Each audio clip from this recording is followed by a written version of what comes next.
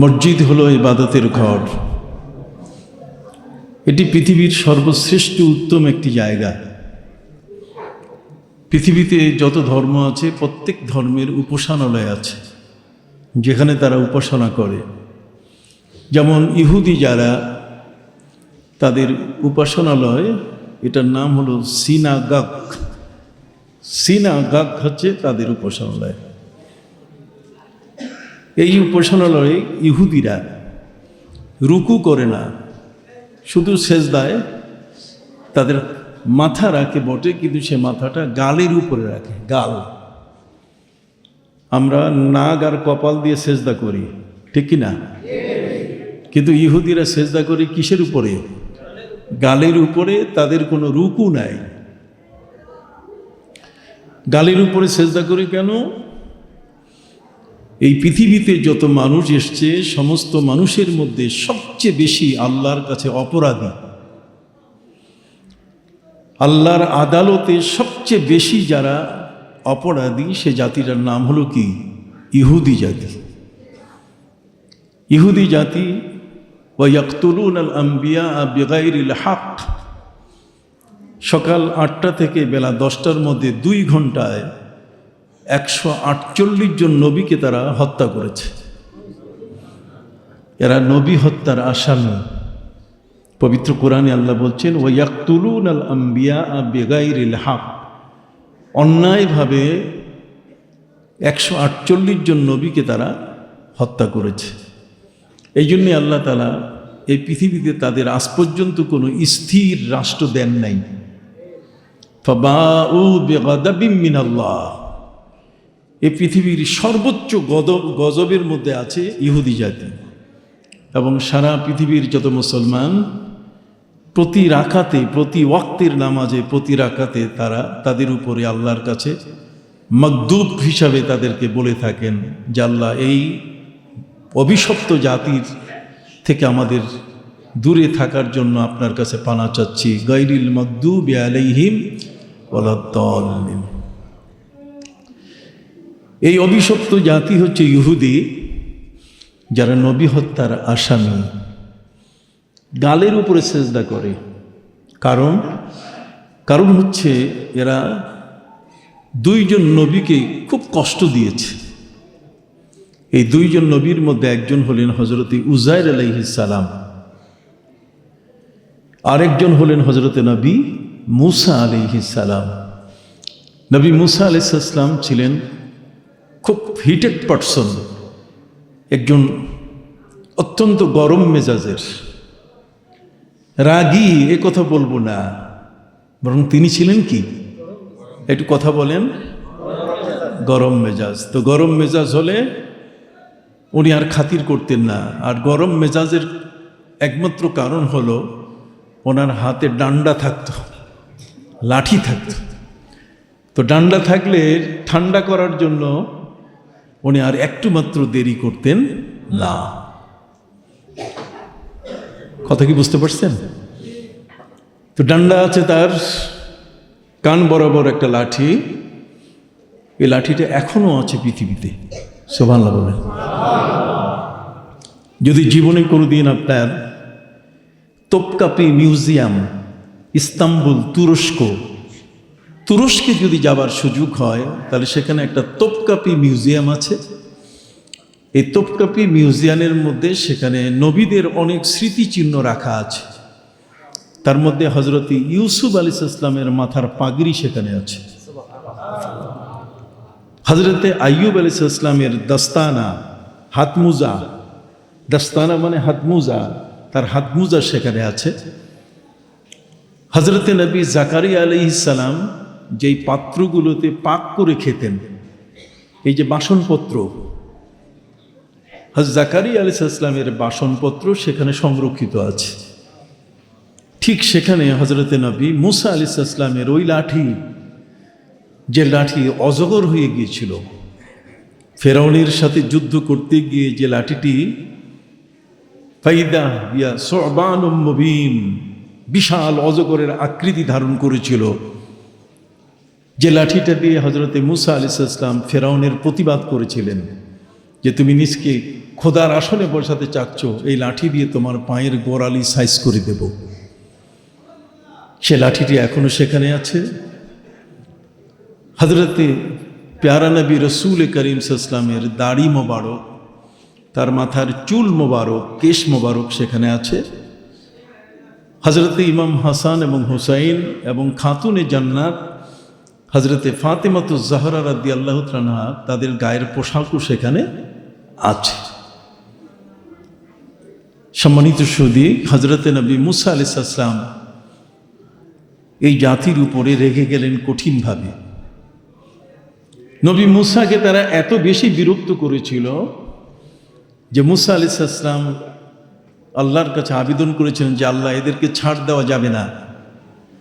নবী যদি আল্লাহর কাছে সুপারিশ করেন তাহলে এদের উম্মত বাঁচার কোনো উপায় নাই। وقال نوح رب لا تذر على الأرض من الكافرين ديارا إنك إن تذرهم يضلوا عبادك ولا يلدوا إلا فاجرا كفارا। হযরত নূহ নবী 950 বছর তিনি ইসলাম প্রচার করেছেন, ধর্ম প্রচার করেছেন তার কওমের মানুষের কাছে। আলফা সানাতিন ইল্লা 50 আমান, 950 বছরে মাত্র 80 জন মানুষকে তিনি কালেমা পড়াতে পেরেছেন। কয়জন? আমার আওয়াজ কি স্পষ্ট হচ্ছে? এই মাইকম্যানকে এই মসজিদের ভিতরে আওয়াজটা একটু কমাই দেন, যাতে রিফ্লেকশন না হয়, অর্থাৎ আওয়াজটা যেন প্রতিধ্বনি আমার কাছে না আসে। একটু স্বাভাবিক করে দেন, তাহলে আপনারা আমার কথাও বুঝতে পারবেন, আমিও স্বাচ্ছন্দ্যে আপনাদের কাছে আমার কথাগুলো বলার চেষ্টা করব। সম্মানিত সুধী, হযরতে নবী মুসা আলাইহিস সালাম তিনি ছিলেন কালিমুল্লাহ, তিনি আল্লাহর সাথে কথা বলতেন।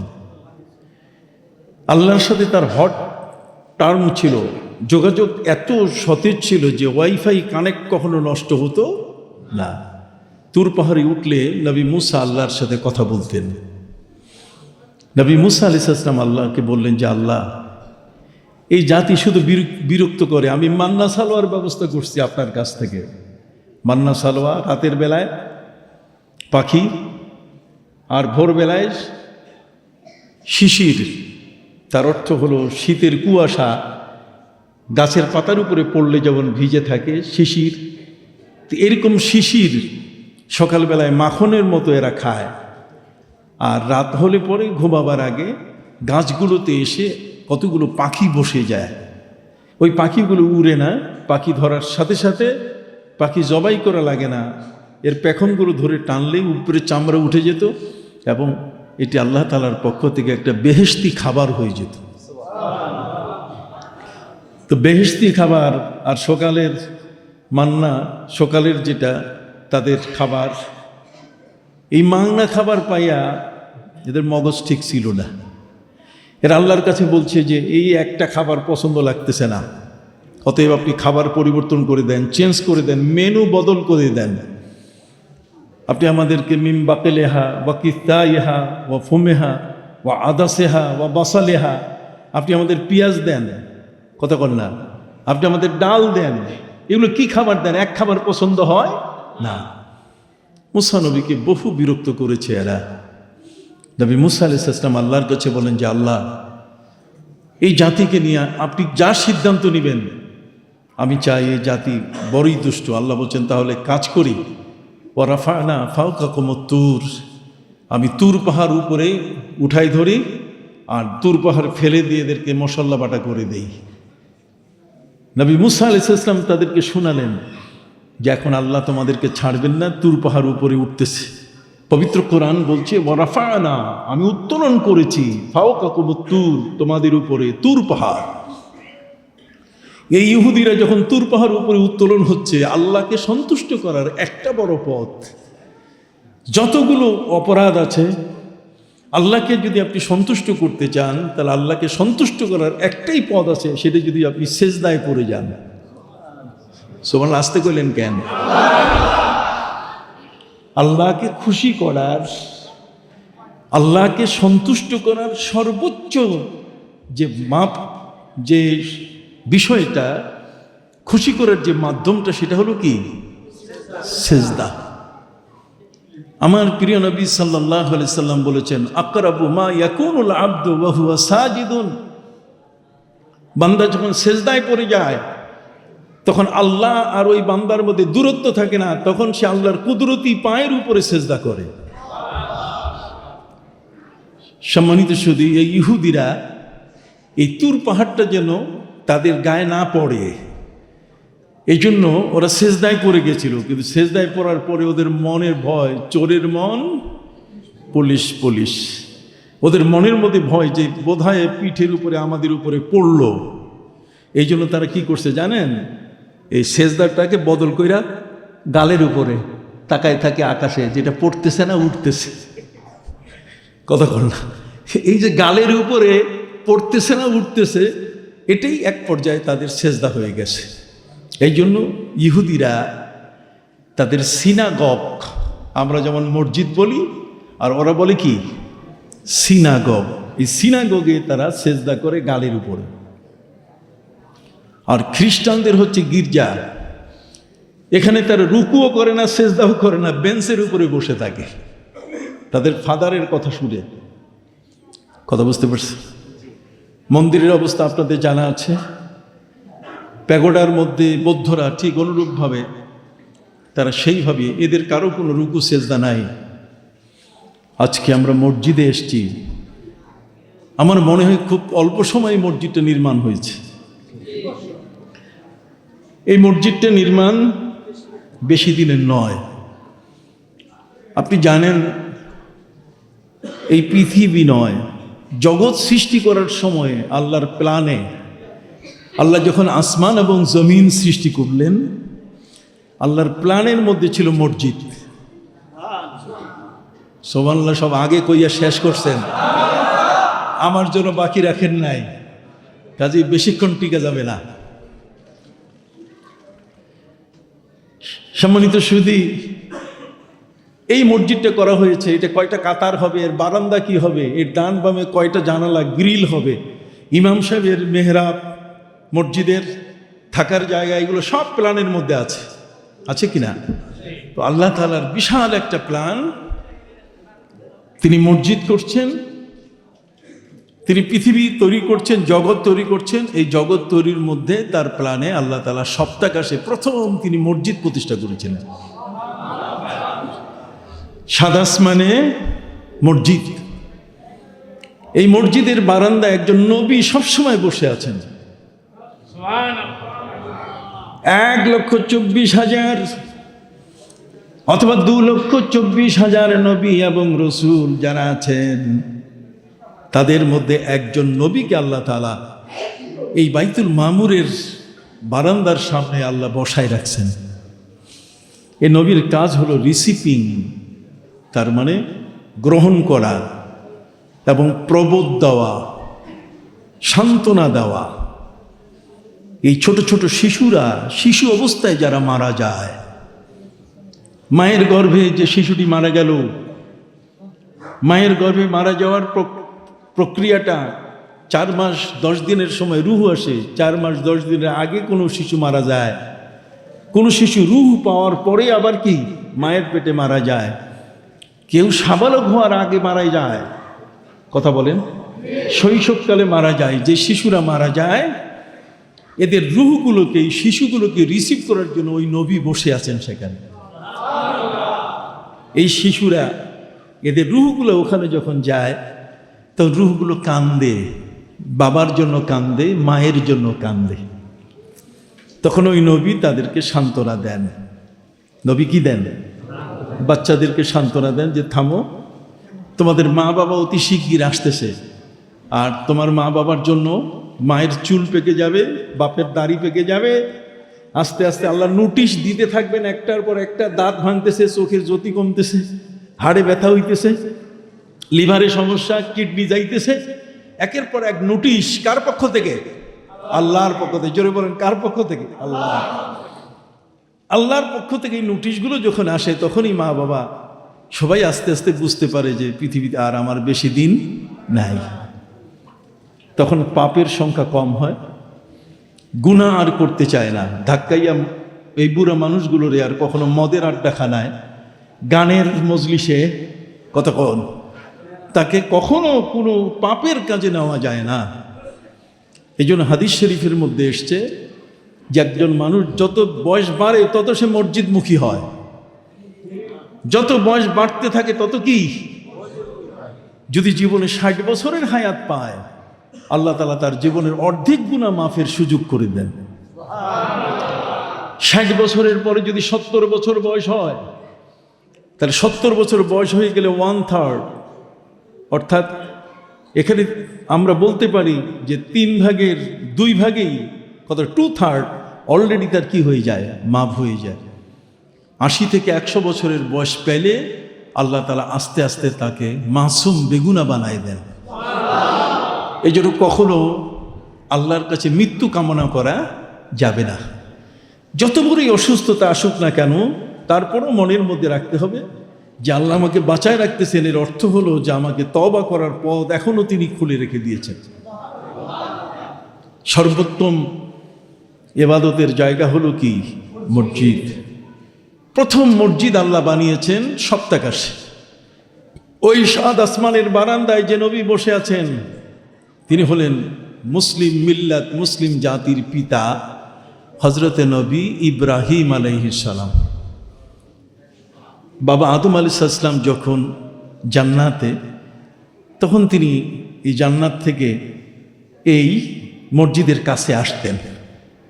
মসজিদের কাছে আসার পরে তিনি দেখতেন যে খালি ফিরিস্তারা তওয়াফ করতেছে। বাবা আদম মা হাওয়াকে যখন জান্নাত থেকে বের করে দেওয়া হয়, তারা যখন পৃথিবীতে আসেন, তখন আল্লাহর কাছে আবেদন করেছেন যে আল্লাহ, জনমানব শূন্য একটি জায়গা, পৃথিবীতে তো কোনো মানুষ ছিল না, অতএব আপনি পৃথিবীতে আমাদেরকে পাঠাবেন, পৃথিবীতে থাকবো কিভাবে? তো আমাদের থাকতে হবে ইবাদত করে করে, ইবাদতে মশগুল, ইবাদতে মগ্ন হয়ে আমাদের সময় কাটাতে হবে। তো কাজী ওই বাইতুল মুকাদ্দাস সপ্তাকাশে যে ঘর, এই ইবাদতের ঘরটার সোজা নিচে পৃথিবীতে আপনি আমাদের জন্য একটা ঘর তৈরি করে দেন। আমরা এখানে ফিরিস্তারা তওয়াফ করতেছে আর আমরা এখানে তওয়াফ করব। আল্লাহ বলছেন পৃথিবীতে তোমাদের জন্য যেখানেই তোমরা ইবাদত করবে সেই ইবাদতের ঘরটা না বানাইলে তো তওয়াফ করা যাবে না। সে ঘরটা তৈরি করতে হবে। ঘরখানা তৈরি করার জন্যে হযরতে নবী আদম আলাইহিস সালাম, বাবা আদম আলাইহিস সালামের কাছে আল্লাহ বললেন যে আদম, কিছু কাজ আছে যে কাজটা করে শেষ করতে হবে। কাজটা হলো যে আমার যে আরশ, ওয়া কানা আরশুহু আলাল মা, এই আরশটা হচ্ছে পানির উপরে। পৃথিবীটা শুধু পানি আর পানি, কাজে পানিটাকে মাটি করতে হবে, মাটি বানাইতে হবে। তরঙ্গমালা সৃষ্টি করে আল্লাহ তাআলা মাটি তৈরি করলেন। মাটিটাকে স্থির করার জন্য তিনি খুঁটি হিসাবে পাহাড় তৈরি করলেন। পাহাড় তৈরি হয়ে গেল, মাটি স্থির হয়ে গেল। এই পুরা পানি, যেই পানির উপরে তরঙ্গ সৃষ্টি করে আল্লাহ তাআলা তিনি মাটি তৈরি করলেন, সেই মাটিটা পানির উপরে আছে। এই যে আমরা যে মাটিতে এখন আছি, এই মাটিটা কার উপরে? সবাইকে বলতে হবে কার উপরে? আর পানিটা কার উপরে? আমাদের প্রিয় নবী সাল্লাল্লাহু আলাইহি ওয়াসাল্লামকে প্রশ্ন করা হয়েছে, পৃথিবীর অসংখ্য বিজ্ঞানী আছে, মাথাওয়ালা আছে, পৃথিবীর অসংখ্য যাদের মাথার চুল নাই এমন চিন্তাবিদ পৃথিবীর মধ্যে আছে, তাদের কাউকে যদি প্রশ্ন করা হয় প্রশ্নের উত্তর দিতে পারবে না। বরং একটা ভুয়া খবর আমাদের কাছে আছে, আর সেটা হলো যে পৃথিবীটা একটা ষাঁড়ের শিংয়ের উপরে আছে। ষাঁড় যখন শিংটা নাড়া দেয় তখন ভূমিকম্প হয়। এটি সত্য কথা নয়। পৃথিবীতে কতগুলো মিথ্যা প্রচার আছে, পৃথিবীতে কতগুলো কি আছে? মিথ্যা প্রচার। মিথ্যা প্রচারের মধ্যে আরেকটি হলো চাঁদের গায়ে যে কালো দাগটা। আমাদের দাদিরা বলেছে যে ওখানে একজন বুড়ি চরকায় সুতা কাটতেছে। এ পর্যন্ত কম্বলও পাইলাম না, এ পর্যন্ত জাম্পারও পাইলাম না, সোয়েটারও পাইলাম না, আমার কথা কি সবাই শুনতেছেন? মারহাবা। এটা একটা মিথ্যাচার। এই কালো দাগটা সম্বন্ধে আমার নবীকে প্রশ্ন করা হয়েছিল। আসুন সেই নবী কি উত্তর দেয় শুনি, তারপর আস্তে আস্তে আগাই। সম্মানিত সৌদি, পৃথিবীতে আরেকটা মিথ্যাচার আছে, আর সেই মিথ্যাচারটা হলো যে উটের পিঠের উপরে যে কুসটা, কুস বুঝেন, যে উষা একটা উটের পিঠের উপরে দেখেন না এরকম বাঁকা, এটাকে আরবিতে বলে সানাম, আর এটাকে উর্দুতে ফার্সিতে বলে কোহান। কি বলে? কোহান। আর বাংলাতে বলে কুচ। কুচ। এই উটের যে কুচটা, মিথ্যাচার হলো যে এখানে নাকি হযরতে আলীর কবর আছে, আর জায়গা নাই। আলীর কবর এই উটের কুচের উপরে। সম্মানিত সুধী, এই 2-3টে মিথ্যাচারের সাথে যদি আরো হাজার মিথ্যাচারকে যোগ করা হয়, তাহলে সেই মিথ্যাচারগুলোকে বের করতে আমাদের সাধারণ জ্ঞানের মানুষের জন্য বড় কঠিন। যারা কোরআনের বিশ্লেষক নয়, কোরআনকে যারা ব্যাখ্যা করে বুঝতে জানেন না, তারা মনে করেন তো ঠিক কথা। ভাইরা আমার প্রিয় নবী সাল্লাল্লাহু আলাইহি সাল্লামকে প্রশ্ন করা হয়েছে, নবীজি, মাটিটা আছে পানির উপরে, পানি আছে কার উপরে? শুনুন, আল্লাহর নবী সাল্লাল্লাহু আলাইহি সাল্লাম তিনি বললেন, শোনো, মাটিটাকে আল্লাহ রেখেছেন হাওয়ার উপরে, বাতাসের উপরে। এই যে সারা পৃথিবী যতগুলো মহাদেশ আছে, এশিয়া মহাদেশ বলেন, ইউরোপ বলেন, আফ্রিকা বলেন, আমেরিকা বলেন, পৃথিবীর যতগুলো মহাদেশ আছে, যেখানে মানুষ বাস করছে, যেখানে মাটি, এই পুরা মাটিটার নিচ হলো কি? পানি। আর পানির নিচে হলো কি? হাওয়া, বাতাস। বাতাসের উপরে আমরা আছি। কাজে যদি আল্লাহ তাআলা বলেন যে শেষ, তাহলে কি শেষ? ফালা ইস্তাতিউনা তাওসিয়াতাও ওয়ালা ইলা আহলিহিম ইয়ারজিউন। তখন আর ওসিয়তনামা লেখারও সুযোগ হবে না, আর ঘরে এসে নিজের বউ বাচ্চার কাছেও বিদায় নেওয়ারও কোনো সুযোগ হবে না। হায়, কি চমৎকার তথ্য আমার নবী দিলেন। তিনি বললেন, বাতাসের উপরে আছে পানি, আর পানির উপরে কি? মাটি।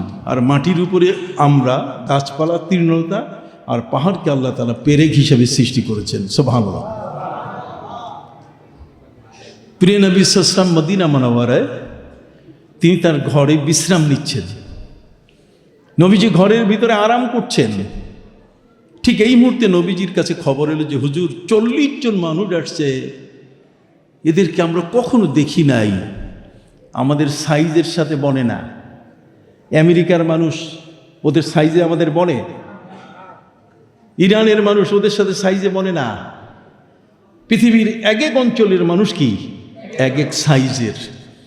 প্রিয় নবী সাল্লাল্লাহু আলাইহি সাল্লামকে বলা হলো, নবীজি, 40 জন এমন মানুষ আসছেন যে মানুষগুলোর সাইজ কখনো দেখি নাই। ইয়া বড় লম্বা, চোখগুলো বিলাইয়ের মতো। চোখগুলো কি? বিলাই বুঝেন? বিড়াল, তখন বিলাইয়ের মতো চোখ। জীবনও কখনো দেখি নাই হুজুর, এরা আপনার সাথে সাক্ষাৎ করতে আসছে। নবী করিম সাল্লাল্লাহু আলাইহি ওয়াসাল্লাম বলেন, মেহমান লম্বা হোক আর খাটো হোক, মেহমান কি? মেহমান শ্বশুর বাড়ি থেকে আসুক আর ঢাকা শহর থেকে আসুক অথবা অন্য কোনো জায়গা থেকে আসুক, মেহমান কি?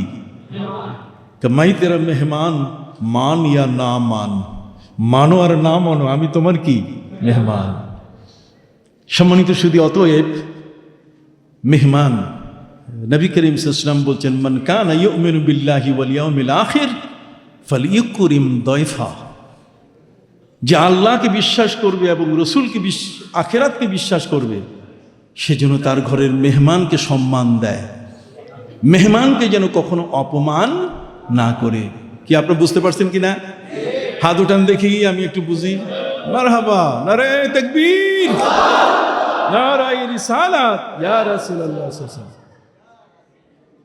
প্রিয় নবী সাল্লাল্লাহু আলাইহি সাল্লামের মদিনার মসজিদে নবীর ঘরের সামনে 40 জনের কাফেলার বড় বড় লম্বা মানুষ, চোখগুলো বিড়ালের মতো, একেবারে সাদা ফর্সা, নবীজির সাথে তারা সাক্ষাৎ করতে এসেছে। প্রিয় নবী সাল্লাল্লাহু আলাইহি ওয়াসাল্লাম তিনি বললেন, তোমরা তাদেরকে একটা ভালো জায়গায় বসতে দাও, এরা মেহমান। সাহাবা ইকরাম বলেন যে হুজুর, আপনার ঘরে তো মেহমান বসাবার কোনো বাংলো, সামনের কোনো ঘর নাই। আপনার এই ঘর না থাকার কারণে আম্মাজান খাদিজার বিবাহ হওয়ার পরে গ্রামের সমস্ত মহিলারা তার সাথে টিটকারি করেছে, তার সাথে মজাক করেছে। খাদিজা ছিলেন সেই সময়ের মধ্যে সবচেয়ে বড় ধনী একজন নারী। এ ভাই, পিছনে কথা বললে হবে না। এই বাচ্চারা চুপ থাকো, কথা বলতে দাও আমাকে, নাহলে তো লোকগুলোকে বঞ্চিত করবে তোমরা। ঠিক আছে? আমি কি বাচ্চাদের সাথে বেয়াদবি করছি? এই বন্ধুরা, বাচ্চারা বসো, তাবারুক আছে, তাবারুক ইটিং খাইতে পারবা। ঠিক আছে, আমরা ওয়াজ না করে পাবা না, ওয়াজ শেষ হবে তারপরে কি পাবা। বসো, ধৈর্য ধরো, আর না হলে আমার পাশে আসো।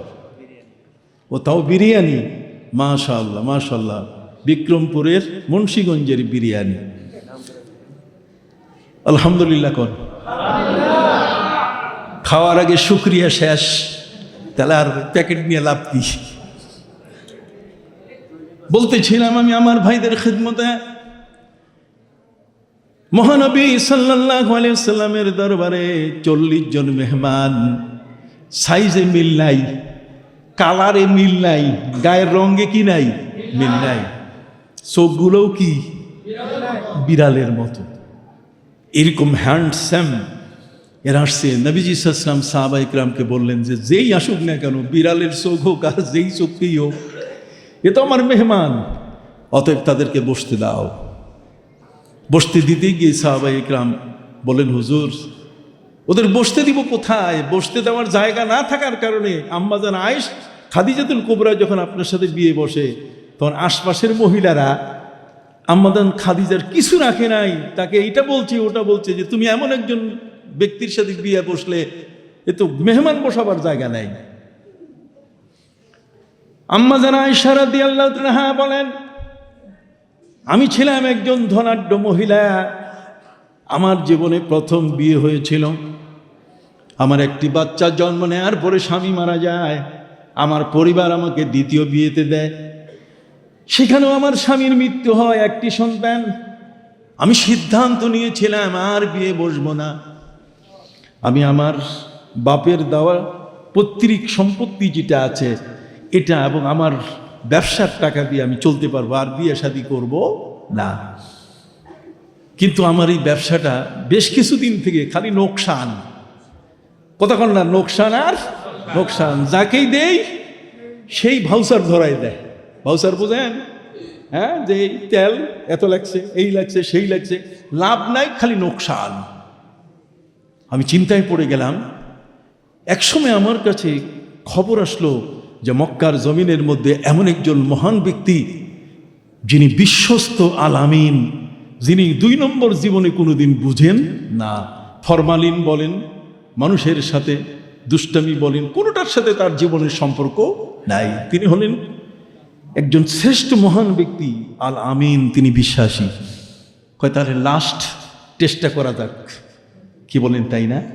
সর্বশেষ পরীক্ষার জন্য নবী করিম সাল্লাল্লাহু আলাইহি ওয়াসাল্লামের কাছে গিয়ে তিনি বললেন যে আমার ব্যবসার দায়িত্বটা আপনি নেন, আপনিও লাভ নেবেন আর রেশিও অনুযায়ী আমাকেও লাভ দিবেন।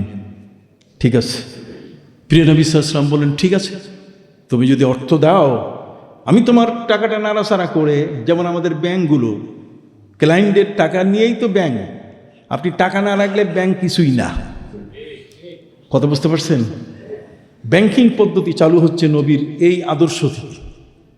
আম্মাজান আয়েশা রাদিয়াল্লাহু তাআলা, আম্মাজান খাদিজা রাদিয়াল্লাহু তাআলা, তিনি নবী করিম সাল্লাল্লাহু আলাইহি ওয়াসাল্লামকে বললেন আমার ব্যবসাটা আপনি দেখেন। আচ্ছা ঠিক আছে, কই ব্যবসারই মাল দিলাম আর সাথে একজন লোক দিব আপনাকে, আর সেই লোকটা হলো আম্মাজান খাদিজা রাদিয়াল্লাহু তাআলার ঘরের গোলাম, যার নাম হচ্ছে মাইসারা। নাম কি? তিনি মাইসারাকে বলে দিয়ে দিলেন, মাইসারা তাকে হেল্প করো। নতুন তো, আমার ব্যবসায় যোগ হয়েছে, তুমি হিসাবটি ঠিক করে রাখো। মালামাল নিয়ে আমার নবী রওনা হলেন। সেই সময়কালের চায়না, বর্তমান সময় যেমন চায়নাতে ব্যবসায়ীরা যায়, সেই সময়ের চায়না হলো সিরিয়া, শাম দেশ। শাম দেশের মধ্যে আমার নবী সাল্লাল্লাহু আলাইহি ওয়াসাল্লাম ব্যবসায় গেলেন এবং খুব অল্প সময় ব্যবসা শেষ করে তিনি ফিরে এনে এত বিপুল পরিমাণে লাভ দিয়ে দিলেন, ভাউসার না, এখানে লাভ আর কি লাভ। আম্মা জান খাদিজাতুল কুবরার চোখ বড় হয়ে গেল। অনেক ব্যবসায়ী মাসের পর মাস, বছরের পর বছর আমার টাকা দিয়ে ব্যবসা করেছে, অথচ আজকের যে ব্যবসা, এক বছরও এত বড় বেশি বড় ব্যবসা হয় না। মাইসারাকে ডেকে বলেন, মাইসারা কি হয়েছে বলো তো, তুমি যে সাথে এত লাভ আসলো কেমনে? এর আগে ব্যবসায়ীদের সাথে তো তুমি ছিলে, তখনকার যে রিপোর্ট আর এখনকার রিপোর্টের মধ্যে পার্থক্যটা কি তুমি বলো। তখন মাইসারা বললেন যে আমি আপনার ঘর থেকে যখন টাকা পয়সা নিয়ে তার সাথে বের হলাম, এখান থেকে সিরিয়ায় যাওয়ার পথ প্রায় 1 মাসের পথ, আর সেই পথটা অতিক্রম করতে যাইয়া মনে হয় দ্রুত যান, এক্সপ্রেস ওয়েতে গাড়ি চললে যেমন দ্রুত গতিতে চলে, তিনি মনে হয় দ্রুত গতিতে মাটিগুলো পায়ের থেকে সরে যাচ্ছে, আমাদের শুধু দৌড়াচ্ছে। আর শুধু তাই নয়, বরং আকাশের মেঘ তার উপরে ছায়া দিচ্ছে। এত স্বল্প সময়, এত দ্রুত সময় পৌঁছে গেলাম। যাওয়ার পরে অনেক সময় এমন আছে ব্যবসায়ীরা তাদের ক্লায়েন্টদের সাথে ফোনে কন্ট্যাক্ট করে যে আমি আসছি মাল নিতে, মাল বিক্রি করতে আসছি, আপনারা যোগাযোগ করেন। কিসের কি? মালগুলো শুধু বিছাইছি, কোত্থেকে যে পঙ্গপালের মতো কাস্টমার উড়ে উড়ে চলে আসলো। আসার পরে মুহূর্তে যেই দাম আমরা বলছি, একটু কোনো রকম বার্গেনিং করে নাই, আমরা যা দাম চাইছি সেই দামেই দিয়ে সব মাল নিয়ে গেল। আর থেকে লাভ কি? এই জন্য তাড়াতাড়ি চলে আসছি। সুবহানাল্লাহ বলেন। আম্মা জান খাদিজাতুল কুবরা তিনি দেখলেন যে একজন সৎ মানুষ তো, আর সৎ মানুষকে কেনা ভালোবাসে। এক পর্যায়ে তার মন তৈরি হলো যে তাহলে আমার শুধু টাকা পয়সার দায়িত্ব নিবে তা নয়, আমার জীবনটারও উনি দায়িত্ব নিক। দেখছেন, ভালো স্বামী বেছে বের করা বড় কঠিন। প্রিয় নবী সাল্লাল্লাহু আলাইহি সাল্লাম বলেছেন, তুমি মানুষ চিনো, মানুষ চিনতে গেলে 3টা কাজ তোমাকে করতে হবে। একটা হলে টাকা দিয়া, তারপর পরীক্ষা করবা যে টাকা ঠিক মতো ফেরত দিতেছে কিনা, কথা বল না। আরেকটা হলো তার সাথে আত্মীয়তা করবা। আত্মীয়তা করলে তখন বোঝা যাবে যে লোকটা 1 নম্বর না 2 নম্বর। আর 3 নম্বর হচ্ছে তার সাথে তুমি সফরে যাবা। সফরে গেলে দেখা যাবে সে তোমাকে রাইখা পান খাইতেছে না তোমাকে দিতেছে। আছে না পানখোর, রমজান মাসেও মুখে দিয়ে ঘুমায়, রোজা শেষ, কথা বুঝেন নাই? এমন পানখোর, মুখে পান দিয়া আর কুলিও করে না, শুভে সাদেক শেষ। অতএব সফরে গেলে পরে দেখা যায় যে মানুষ কেমন করে একে অপরের পাশে সহযোগিতা করে, সফরে কিন্তু এটা প্রমাণ হয়। অতএব প্রিয় নবী সাল্লাল্লাহু আলাইহি ওয়াসাল্লামের কাছে খাদিজাতুল কুবরার রূপ নয়, তার সম্পদ দেখে নবীজি বলছেন এটাকে ভালো জায়গায় ব্যবহার করার ব্যবস্থা করতে হবে। আর আম্মাজান খাদিজাতুল কুবরা রাদিয়াল্লাহু তাআলা দেখলেন যে পাইছি তো এতদিন পর, অতএব তিনি প্রস্তাব করলেন যে আমি বিবাহ বসতে চাই নাই, কিন্তু আমি এখন আপনার সাথে শুভ পরিণয়ে আমাকে আমি করতে চাই, উৎসর্গিত করতে চাই। নবী করিম সাল্লাল্লাহু আলাইহি ওয়াসাল্লাম বললেন যে এইভাবে তো নয় যে ওই জঙ্গলের পাশে যাইয়া আকাশ বাতাস সাক্ষী রহিল, কথা বোঝেন নাই? আল্লাহ রসুলকে সাক্ষী রেখে বিয়ে করে, এ বিয়া জায়েজ নাই, হারাম, কথা বল না। মানুষের বিয়ে মানুষের সামনে হবে, লুকোচুরিতে কোনো বিয়ে হবে না। অতএব প্রিয় নবী সাল্লাল্লাহু আলাইহি সাল্লাম তিনি বললেন আনুষ্ঠানিকভাবে তুমি প্রস্তাব দাও আমার ফ্যামিলিকে, আর আমার ফ্যামিলি তোমাকে প্রস্তাব দেও, তারপরে অনুষ্ঠান হবে। তার কারণ নবীজি বলছেন আলিনুহু বিদ্দাফ, বিয়ে যদি কেউ কারো মেয়ে কারো ছেলের সাথে বিয়ে দেয় তাহলে এটা যেন জানাজানি করে, প্রয়োজন হলে একদিকে চামড়া আছে আর একদিকে নাই, যেটাকে দব বলে। নবীজি বলছেন আলিনু বিদ্দাফ, আগের যুগে আমাদের বাজারগুলোতে চেয়ারম্যান সাহেবের কোনো ঘোষণা যদি থাকে, তাহলে টিন আছে না, তেলের টিন, ওই তেলের টিন বাজাইতো। কি আপনাদের দেশে হইতো কিনা? এই দেখেন ওয়াজ বনে গেছে একেবারে খাপে খাপ। কথা বুঝে গেছে? তেলের টিন বাজাইলে সব মানুষ আসে, তারপরে ঘোষণা করে কার জমিনের কর বাকি আছে, খাজনা বাকি আছে, তাড়াতাড়ি দিতে হবে ইত্যাদি। অবস্থাটা ঠিক এমনই হয়ে গেল। নবী করিম সাল্লাল্লাহু আলাইহি ওয়াসাল্লাম বলেছেন, আলিলুহু বিদ্দাব, ছেলে মেয়ের বিয়ে হলে সবাইকে জানাবে, আত্মীয় স্বজন যেন বাদ না যায়। একবার মদিনা শরীফে নবীর একজন সাহাবী তিনি বিয়ে করলেন, কিন্তু নবীকে জানান নাই। তার নাম হলো উসমান ইবনে মাযুন রাদিয়াল্লাহু তাআলা আনহু। উসমান ইবনে মাযুন রাদিয়াল্লাহু তাআলা আনহু তিনি খুব লজ্জিত যে পৃথিবীর মধ্যে একটা মজলিসে আমার নবী যদি থাকেন, একটা বিবাহের মজলিসে, তাহলে সেই বিবাহের বরকতটা কম না বেশি? সর্বোচ্চ মানের সবচেয়ে বেশি বরকতপূর্ণ সেই মজলিস, যেই বিয়ের মজলিসে আমার নবী থাকেন। কিন্তু হযরতে উসমান ইবনে মাযুন আমার নবীকে তার বিয়ের মজলিসে রাখতে পারেন নাই। বিয়ে করলে বিয়ের 2-3 দিন পর্যন্ত গায়ের মধ্যে বিয়ের চিহ্ন থাকে।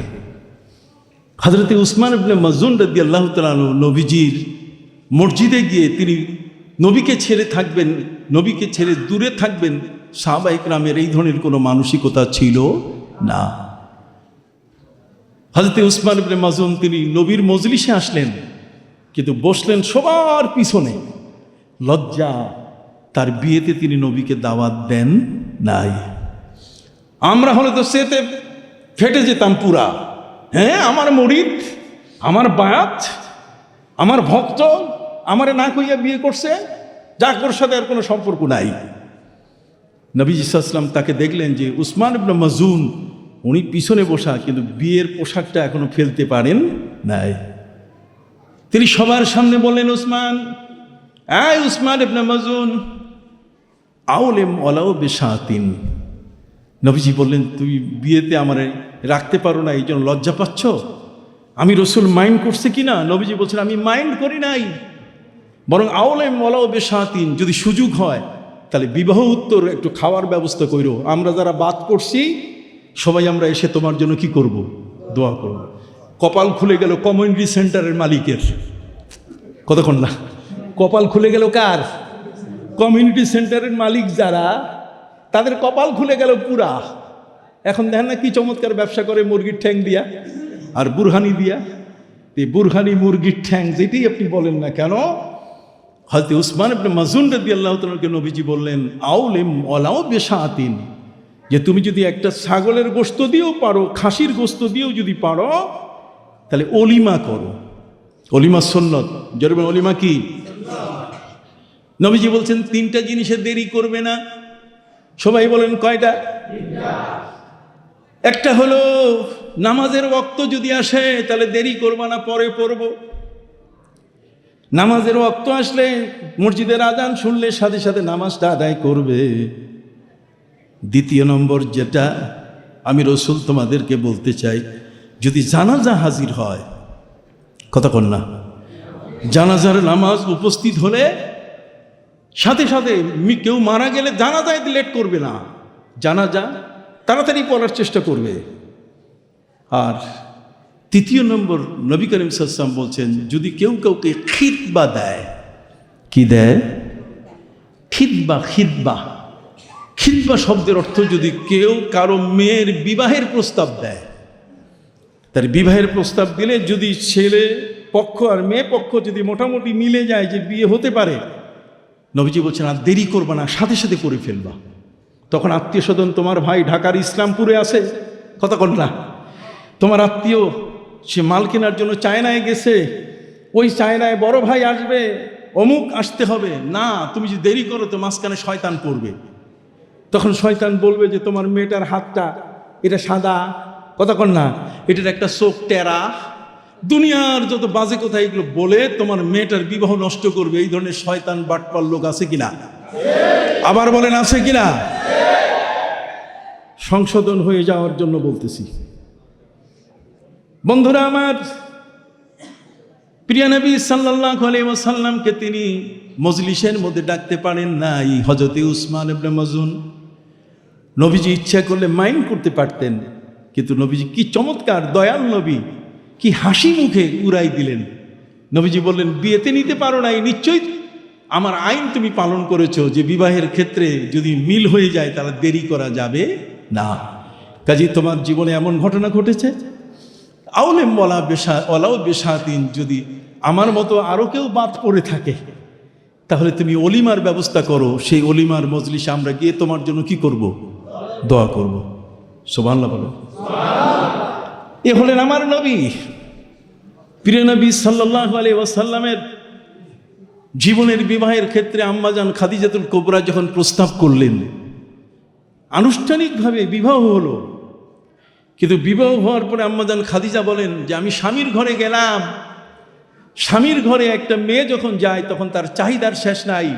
2025 সালে 2500 থেকে 3000 স্কোয়ার ফিটের বিশাল ফ্ল্যাট দরকার, দক্ষিণ দিকে বারান্দা দরকার, কথা কন না। এরপর আলমিরা থাকতে হবে, ইন্টেরিয়র ডিজাইন সব ঠিক থাকতে হবে, জুতা রাখার জায়গা, এরপরে গহনা রাখার জায়গা একটা আরেকটা আলাদা আলাদা থাকতে হবে, নাহলে স্বামী পছন্দ করে না। আম্মাজান খাদিজা রাদিয়াল্লাহু তাআলা বলছেন যে নবীর ঘরে বিয়ের পরে যখন প্রথম ঢুকলাম দেখি তার বিছানার চাদরটা ফাড়া চাদর, ফাটা একটা চাদর, একটা ভালো চাদরও তার ঘরে নাই।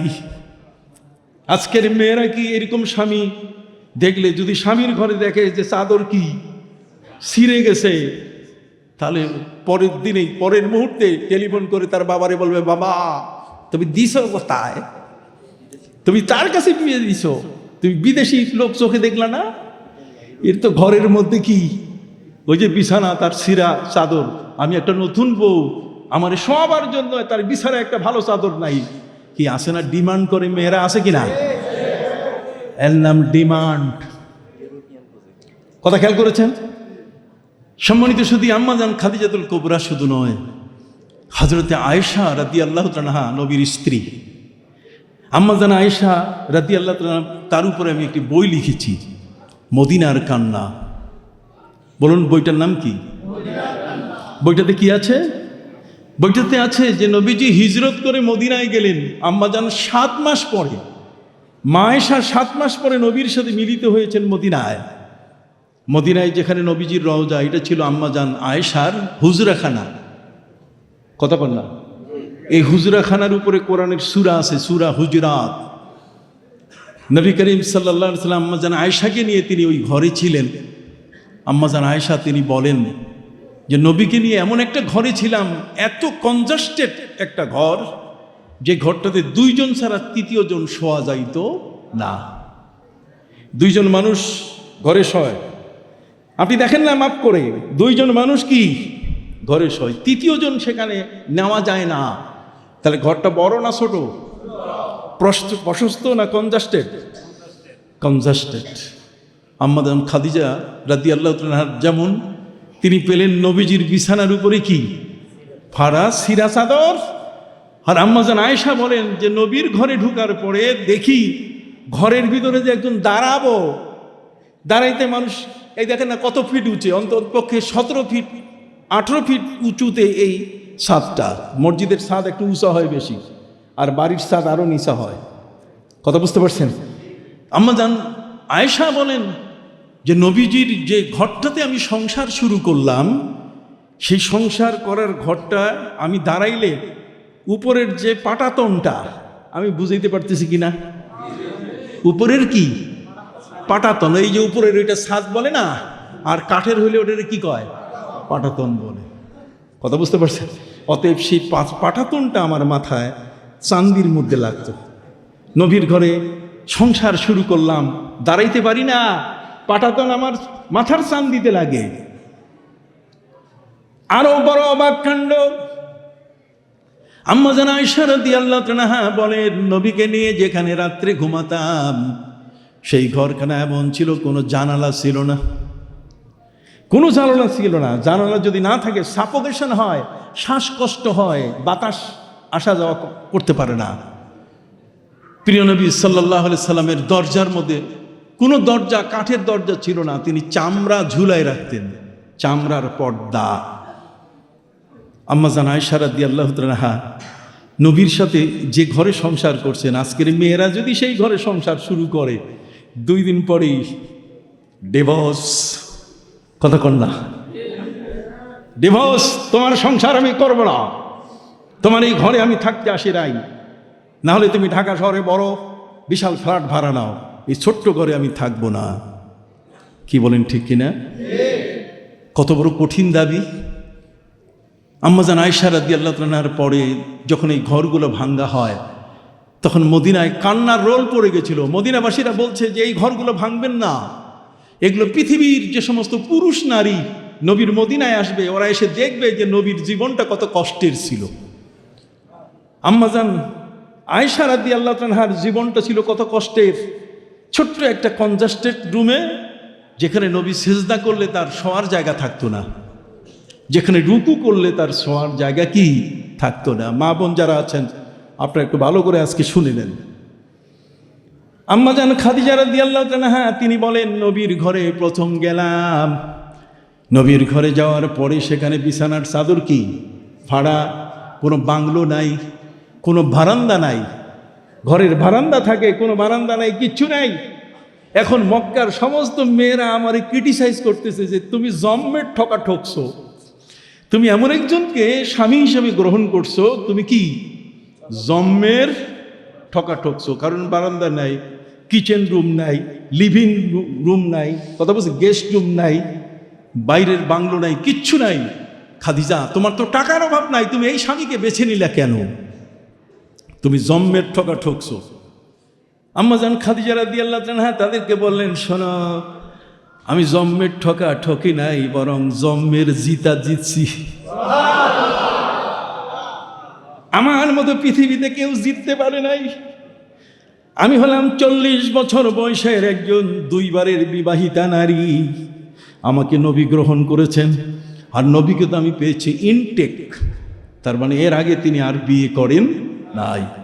আম্মা জান খাদিজার ঘরেই তার সন্তানরা।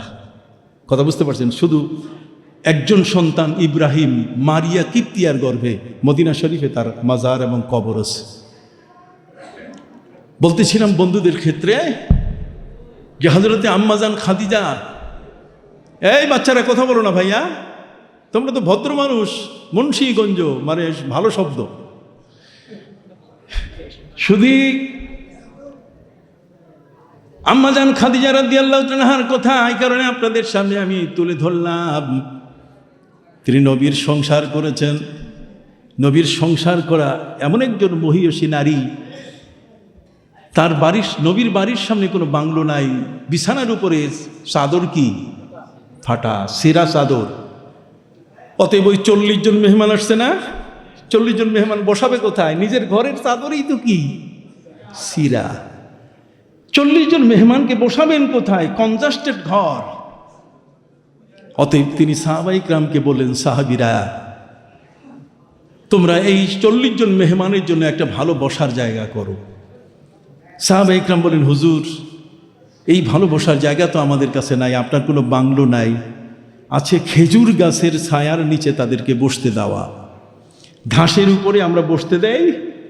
নবীজি বলছেন, না না না, এরা মেহমান, এদের সম্মান করতে হবে, এদের অপমান করা যাবে। আপনি কি বুঝতে পারছেন? মেহমানকে কি করতে হবে? মেহমানকে অপমান করা যাবে? মারাত্মক।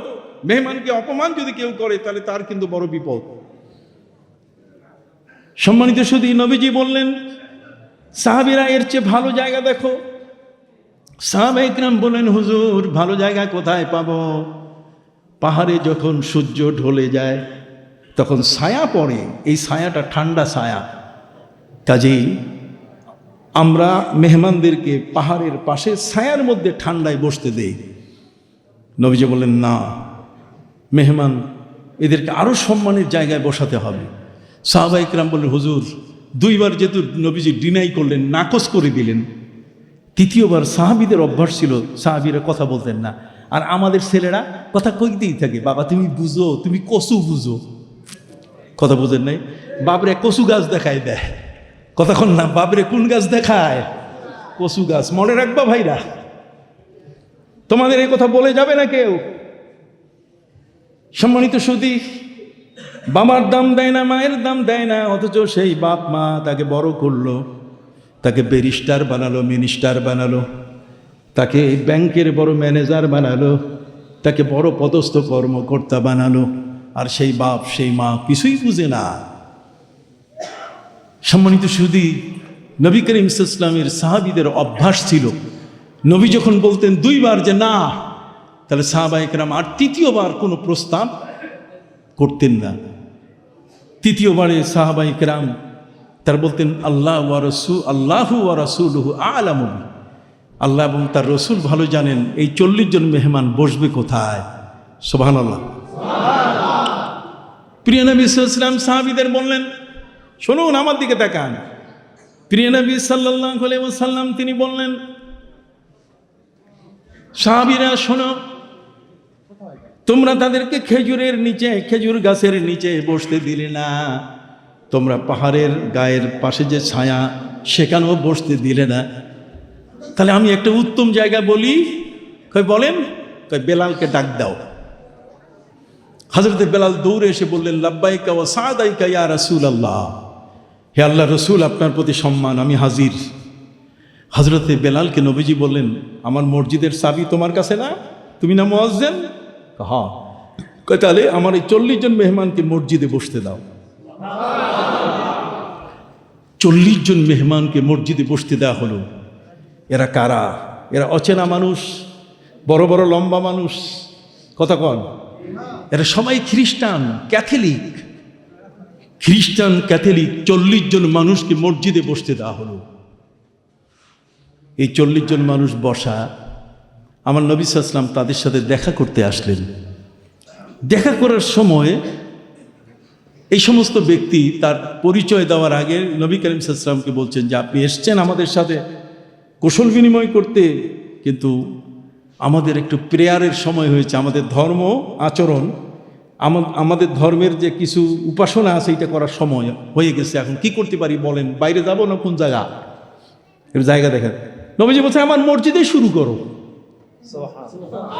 লোকগুলো অবাক হয়ে গেল, কিরে, পৃথিবীর মধ্যে কোনো হিন্দু তার মন্দিরে কোনো মেহমানকে বসাবে না, কোনো মুসলিম মেহমানকে বসাবে না, পৃথিবীর মধ্যে কোনো মুসলিমকে কোনো সিনাগগ, ইহুদিদের উপাসনালয়ে, ঠিক এমনি করে খ্রিস্টানদের গির্জাতে কোনো দিন বসাবে না।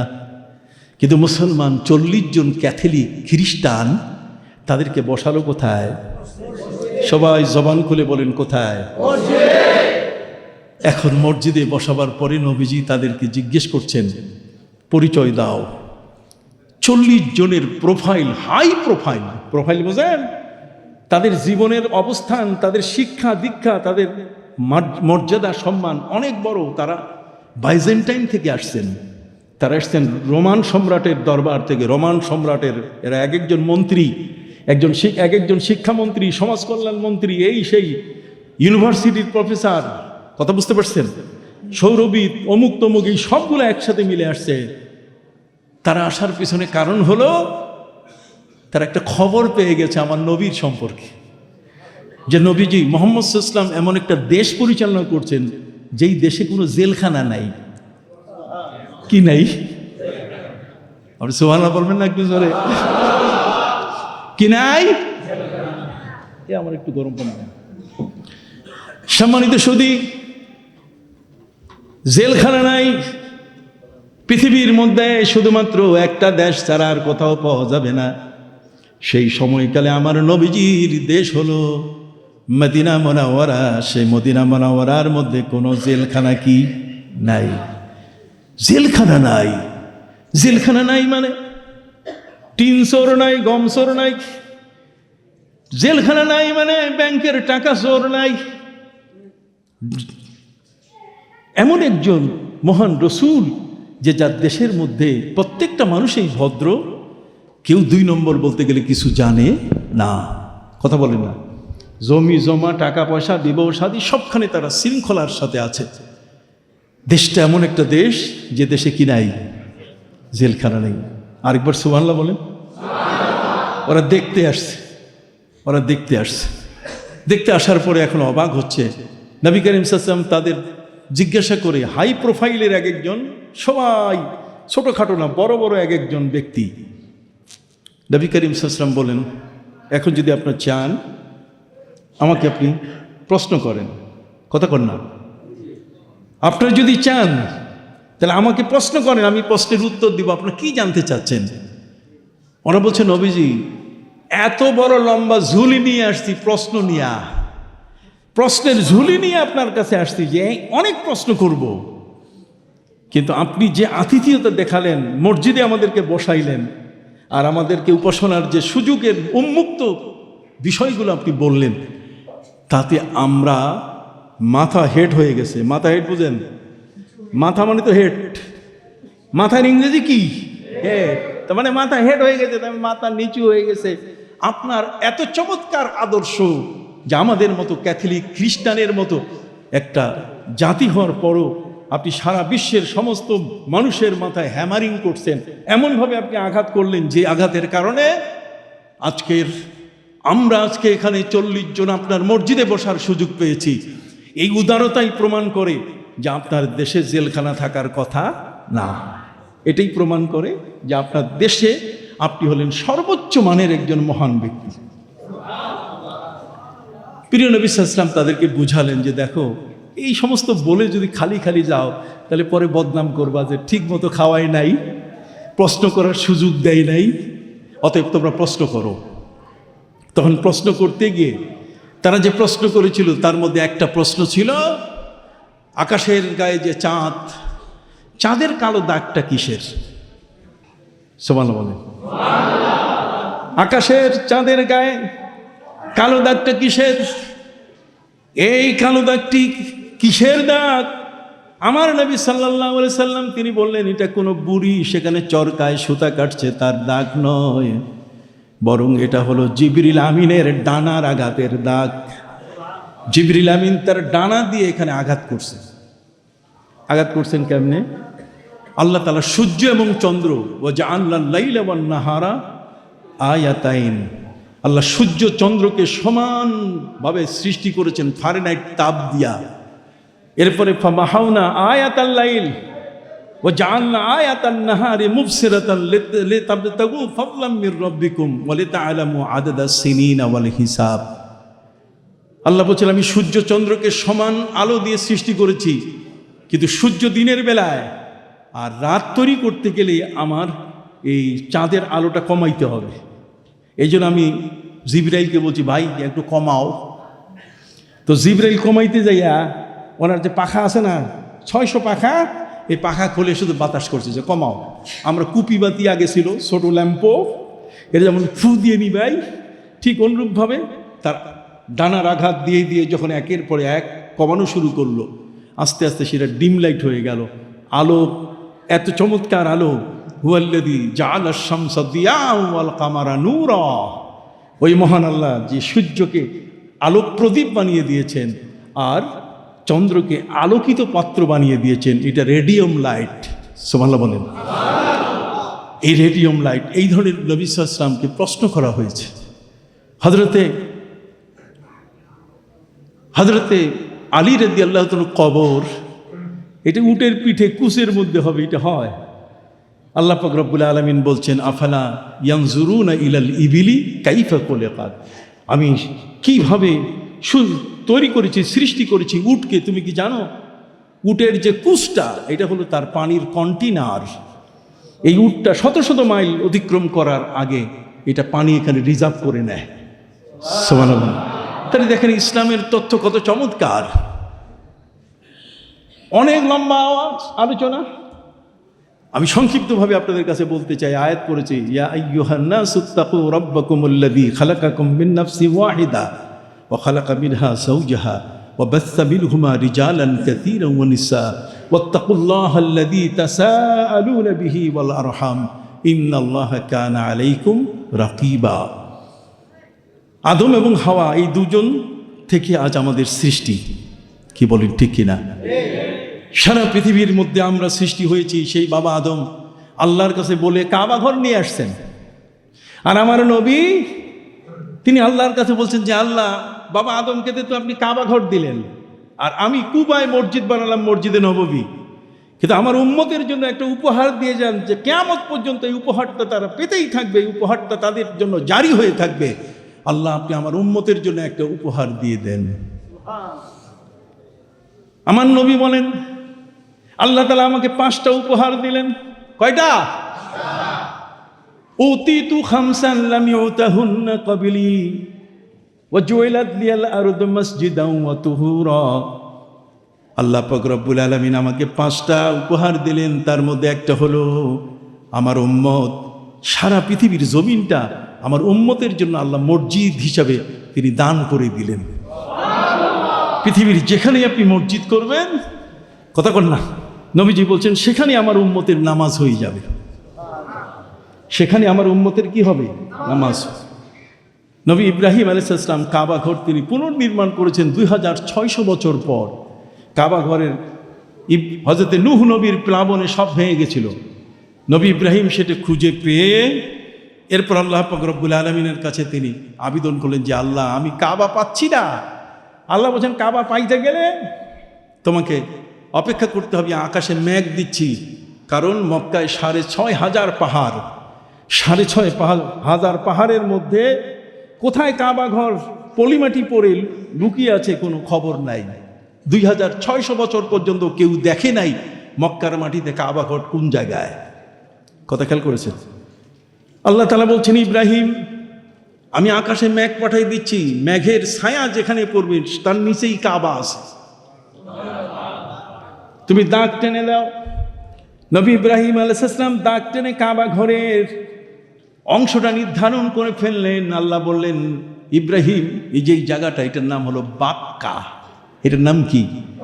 আর এর চতুর্দিকটা হলো মক্কা। কাবা ঘরের চতুর্দিক হলো কি? মক্কা। কিন্তু কাবা ঘরটা যার উপরে দাঁড়িয়ে আছে সেটা কি? ইন্না আউওয়ালা বাইতিন উদিয়া লিন-নাসি লাল্লাযী বিবাক্কা। বাক্কা, কাবা ঘরটা যার উপরে দাঁড়ালো, জায়গা পাওয়া স্যাংশন হয়েছে আল্লাহর পক্ষ থেকে, কাবা ঘর খুঁজে পাওয়া গেল। নবী ইব্রাহিম ইচ্ছা মতো বানাবেন আল্লাহর ঘর তা নয়, তিনি আল্লাহর কাছে অনুমতি চাইলেন যে আল্লাহ, আপনার চয়েস কি, আমার তো জানা নাই, এই কাবা ঘরটা বানাবো কি দিয়ে? আল্লাহ বলেন, ইব্রাহিম, মেনি মেনি থ্যাঙ্কস, তোমাকে অনেক ধন্যবাদ। আমি আল্লাহকে জিজ্ঞাসা করে যদি পৃথিবীর মানুষগুলো কাজ করত, তাহলে কোনোদিন তারা ক্ষতিগ্রস্ত হতো না। আমরা তো আল্লাহকে বাদ দিয়া ওই সাহেবের কাছে পরামর্শ নেই, যার কাছে ইসলাম নাই, যার কাছে কোরআন নাই, যার কাছে আমানতদারি নাই, কতক্ষণ না, যে সুদের কারবার করে, ঘুষের কারবার করে, যে অন্যায় অবিচারের মধ্যে পড়ে আছে, আমরা তার দ্বারস্থ হই। ইব্রাহিম, তুমি আমার কাছে জিজ্ঞেস করেছো যে আমার ঘরখানা তৈরি হবে কি দিয়া? তো আমি আল্লাহর ইচ্ছা, পৃথিবীর 5টা পাহাড়ের পাথর দিয়ে আমি কাবা ঘর বানাতে চাই। নবী ইব্রাহিম বললেন, আল্লাহ বলেন, আমার ছেলে আর আমি আসি, যা করা লাগে করব। আল্লাহ বললেন, তুর পাহাড়ের পাথর, আর তুরস্ক থেকে 800 কিলোমিটার উত্তরে এরারট পাহাড়ের পাশে সেখানে জুদি পাহাড় আছে, সেই জুদি পাহাড়ের পাথর। আরেকটা হলো লেবানন আর জুতি পাহাড়, আর হচ্ছে হেরা পর্বত। নবী ইব্রাহিম মাথায় হাত দিয়ে বলেন যে আল্লাহ, আমার কোনো বাহক নাই, বাহন নাই, কথা কর না, কোনো কার্গো জাহাজ নাই, কিভাবে এগুলো আমি আনবো? আমি তো আনতে পারবো না, তুর পাহাড় থেকে পাথর আনতে আনতে কিয়ামত হয়ে যাবে, কিন্তু কাবা হবে না। আল্লাহ বলছেন, আমি তোমার কি পাথর আনতে কইছি? তুমি এই কাবা ঘরের অঙ্গনে 5টা পাহাড়কে আদেশ দাও, দেখবে পাথর উড়ে উড়ে কাবা ঘরের অঙ্গনে এসে পড়া শুরু করবে এবং আমার ঘর তৈরি হয়ে যাবে। টাকা দিবেন না, না দিলে আল্লাহর ঘর থেমে থাকবে না, কথা বল না। আপনি দিয়েছেন, মসজিদ সবার টাকা নেয় না, সবার টাকা মসজিদ গ্রহণ করে না। অতএব মসজিদ যে টাকা দিতে পারছে তার সৌভাগ্য যে মসজিদের মধ্যে নামাজ পড়লে বাড়ির নামাজের চেয়ে 27 গুণ সওয়াব বেশি। এটার ফজিলত এত বড় যে এই মসজিদের সওয়াব 40টা ঘর আশপাশ সব জায়গায় ছড়িয়ে পড়ে। সুবহানাল্লাহ বলেন। ওয়া আন্নাল মাসাজিদা লিল্লাহ ফালা তাদউ মা আল্লাহি আহাদা। এখানে শুধু আল্লাহর নাম ডাকা হয়, এখানে আর কোনো নর্তকী, কোনো গায়িকা এখানে এসে গান গাওয়ার কোনো সুযোগ। পৃথিবীর এমন একটা শ্রেষ্ঠতম জায়গায় আপনারা আজকে মাহফিল ডেকেছেন। কি চমৎকার একটি জায়গায় বাবা আদমের আবেদন ছিল যে আল্লাহ পৃথিবীতে এসে আমার সন্তান সন্ততি ছড়িয়ে পড়ুক, আর এরা যেন কাবা ঘরে আসে, এরা যেন মসজিদ বানায়। এই মসজিদের জন্য আমি যেমন পাগল, কাবা ঘর এমন একটি ঘর বাইতুল মামুরের মতো, যার চতুর্দিকে তওয়াফের আমার আনন্দ, এই পৃথিবীতে আমার সন্তানরাও যেন সে আনন্দ পায়। সুবহানাল্লাহ বলেন। সেই আনন্দের উপরে ভিত্তি করে এই মসজিদগুলো, নবী ইব্রাহিম আলাইহিস সালাম তিনি আল্লাহর কাছে বললেন যে আল্লাহ পাথর আনবো কেমনে? আল্লাহ বলছেন আনার দরকার নাই, ঘর তো আমার, আর বাইতুল্লাহ ঘর কি? অতএব পাথর উড়িয়ে উড়িয়ে কাবা ঘরের অঙ্গনে আসবে।